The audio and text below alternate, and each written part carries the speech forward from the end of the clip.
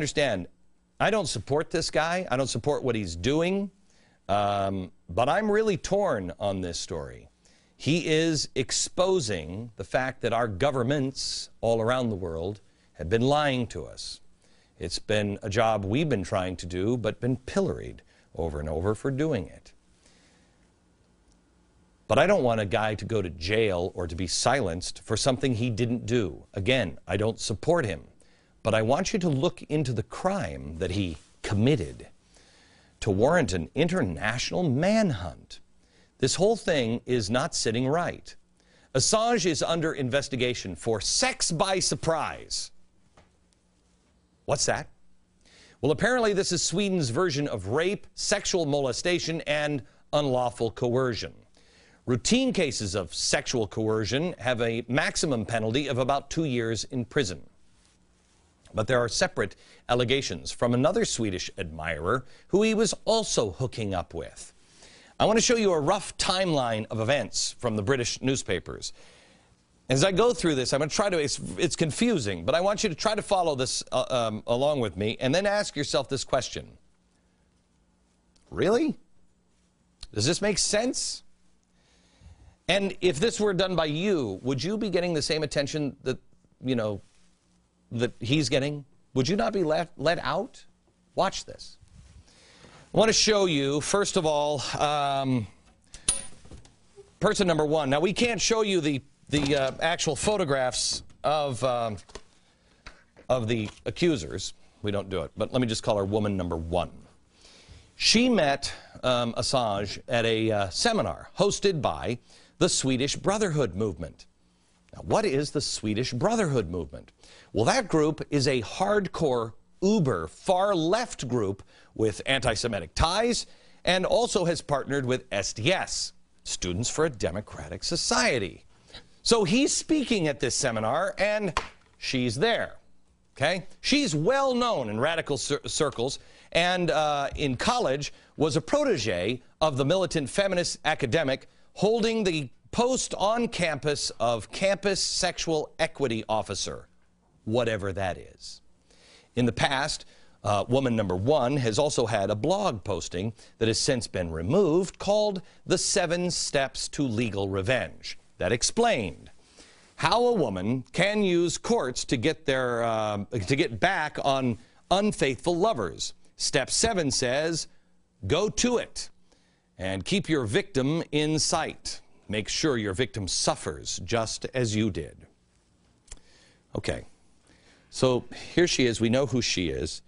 She is a radical, uber leftist. She is at this panel where he has been invited to speak. Now remember, this is in August.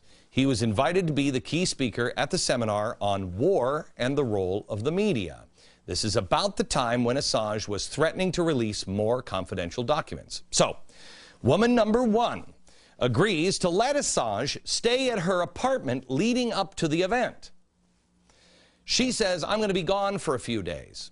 Well, it didn't work out that way. She was staying with some friends, and he was staying at the apartment. Well, on a Friday, she decides to come home early. And he says, well, I'm going to have to leave because you're here now. And she says, no, no, no, you can go ahead and stay. So they go out for a nice dinner at a restaurant. Sparks flew. They go back to the apartment, and they get busy. Consensual busyness. And this is important to the story, so I apologize. A condom was used, but it broke. Both agree that it was consensual and that the condom broke. That's important. Now, she claims that she was raped. Really? Because it doesn't show here. And here's why I say that. Because the very next evening, she put together a party in honor of him at the apartment that was held after the seminar. Got it? The next day, Assange speaks at the seminar.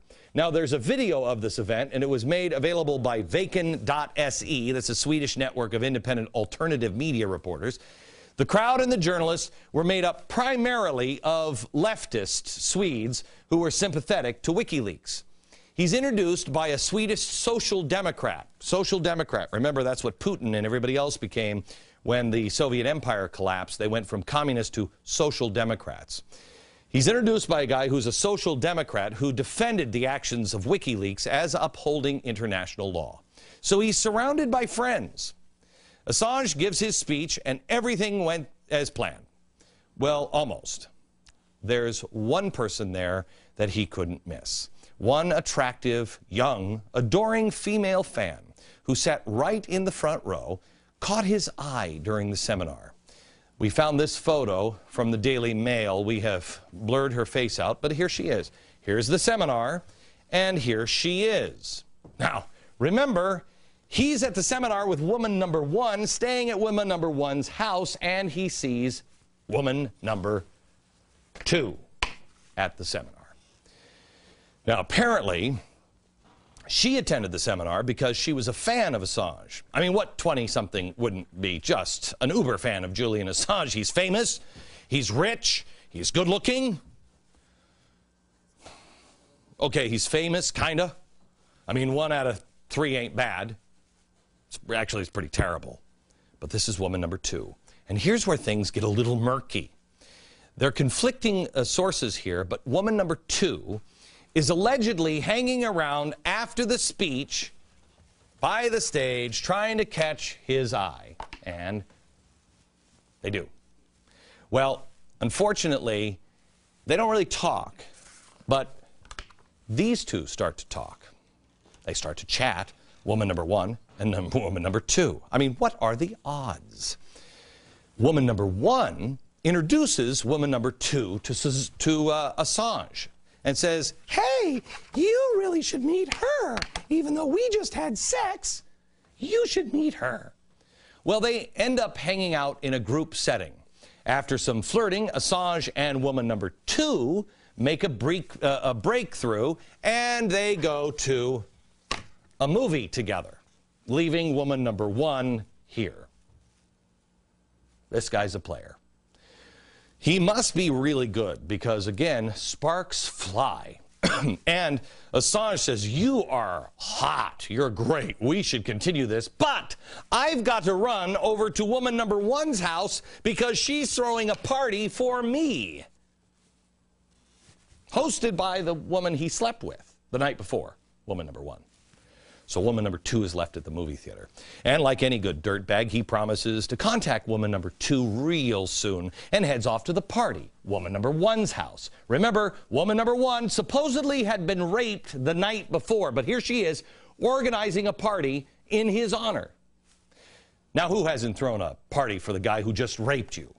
But she had such a good time that evening that she tweeted during the party, quote, sitting outside, nearly freezing, with the world's coolest people, it's pretty amazing.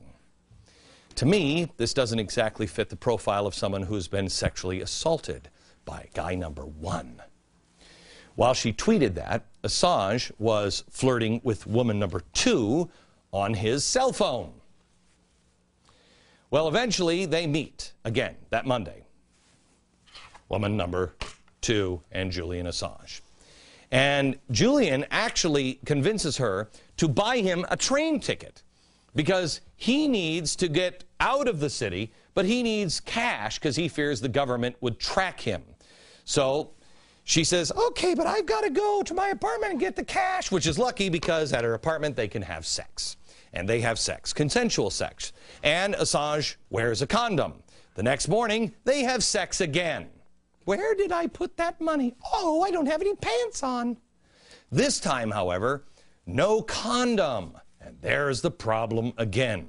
Woman number 2 is so upset by this rape that she decides to go to breakfast with the man who just raped her. You see? After breakfast, Assange heads out. She pays for his train ticket to leave. He's a romantic guy. Okay, if this account is true, then both parties apparently agree that the sex was consensual, which doesn't make much of a case here. Where's the crime? Well, Sweden is a little different. It is sex by surprise. Didn't have a condom.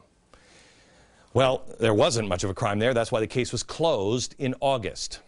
So the woman brought in a high-profile Swedish social democrat attorney. Wait a minute, social democrat, where have I heard that again? Oh, yeah, that's right, that's what Putin, okay, that's right.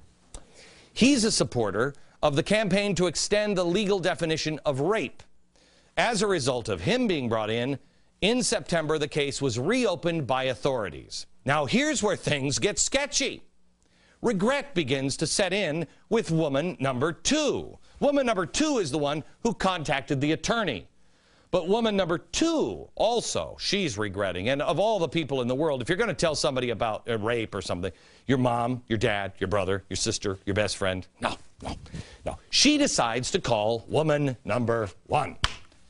And woman number 1 and woman number 2, they realize when they started talking, he doesn't love me. Oh, he's a liar. He's a dirtbag. Few days pass. I mean, why act right away? After the revelation that he didn't love them, and that's when the 2 women took action.